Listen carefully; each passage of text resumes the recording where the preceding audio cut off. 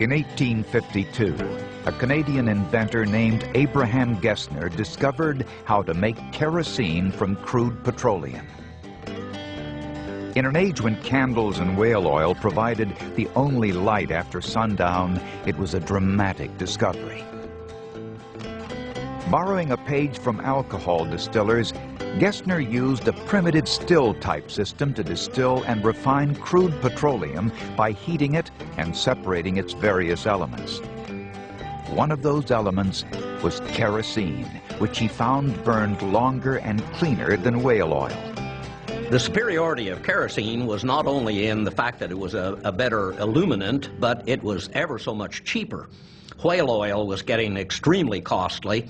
Town gas, for example, about 1860, you could light your house with town gas for about $10 a month. You could light your house with kerosene for $10 a year. Created over millions of years by heat and pressure, petroleum is formed when living things die and decay and are converted to carbon-based minerals. The Bible records that Noah applied petroleum to the ark as a waterproofer. 1,000 years before Christ, the Chinese were burning it in lamps. And by 1100 AD, Christian crusaders found they could set petroleum ablaze to make Greek fire, which they hurled at their enemies in battle. Early Americans gathered the black goo from pools where it had oozed to the surface. By that time, the principal use of petroleum was as a medicine. Petroleum was thought to be good for rheumatism or for arthritis or as an eye salve, various kinds of medicinal uses. As long as petroleum was limited to use as an ointment or toothache remedy, there was little reason for men to spend much time searching for it. A few hundred gallons skimmed off pools each year more than met the demand. But the discovery of kerosene changed all that. Within a year of Gessner's discovery, his kerosene works was producing 5,000 gallons a day, and the need for more crude petroleum became critical. By 1859, 34 startup companies were producing $5 million worth of kerosene annually. The rush to find oil, and with it, huge fortunes, was on. Among the fortune hunters was a man named George Bissell. Bissell heard that salt miners in western Pennsylvania were complaining that their digs were being contaminated by oil. Hearing the news, he hired Edwin L. Drake to investigate and determine if the region held any potential for profit. Edwin L. Drake, I think, is one of the most fantastic figures in American industrial history. He was a railroad conductor, a hotel clerk, an agricultural worker. Here is a man who had no technical background at all. Drake sought drilling help from some of the people in the area who were experienced salt well drillers. He found William Smith, known to everyone as Uncle Billy, and hired him at the royal sum of $2.50 a day to come to Titusville and help him drill this well. Smith went to work in a pump house that Drake had bought months before. He began by building a kind of battering ram out of white oak, which was used to pound metal pipe into the ground. The crude method worked for a while, but the human-powered contraption was useless when they hit bedrock 39 feet down. Drake hooked a steam engine to the ram and continued to pound into the earth. For months they drilled in vain. Then, on August 29, 1859, with the project on the verge of cancellation, Drake came to check on Smith. He found the blacksmith and his sons not drilling, but standing guard at the site. Around them were tubs and barrels filled with oil. Drake had made the most important oil strike in history. He had persistence, he had imagination, he didn't know what couldn't be done.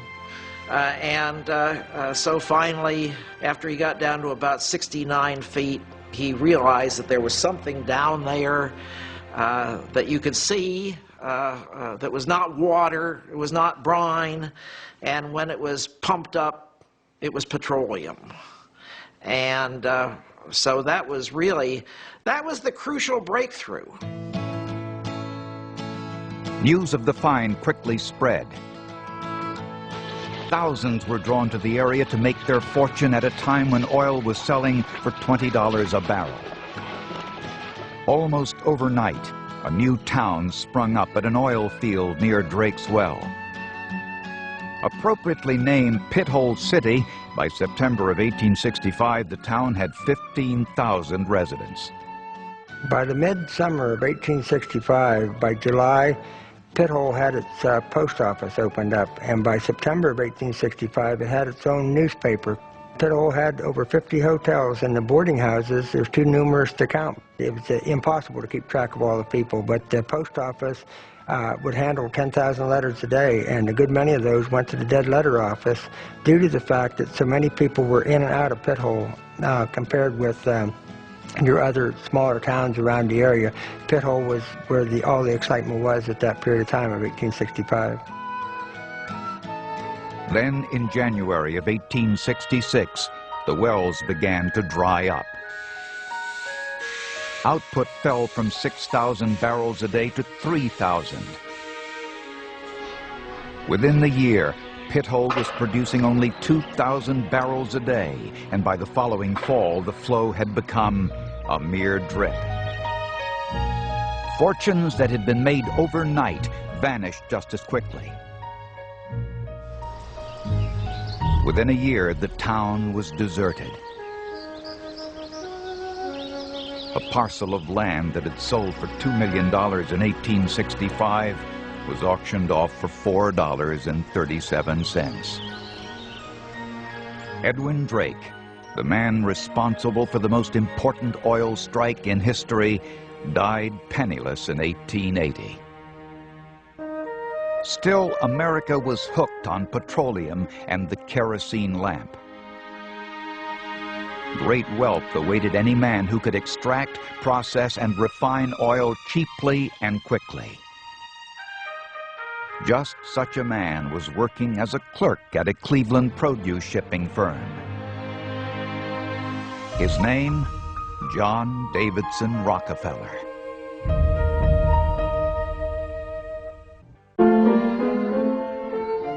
John Davidson Rockefeller got into the oil business almost as an afterthought.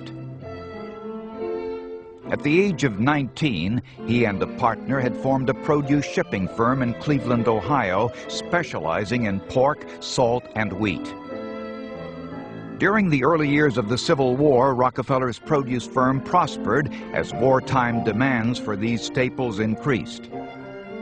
Already a wealthy man by his late 20s, Rockefeller saw the future one cold fall day in 1863 when a new railroad reached Cleveland.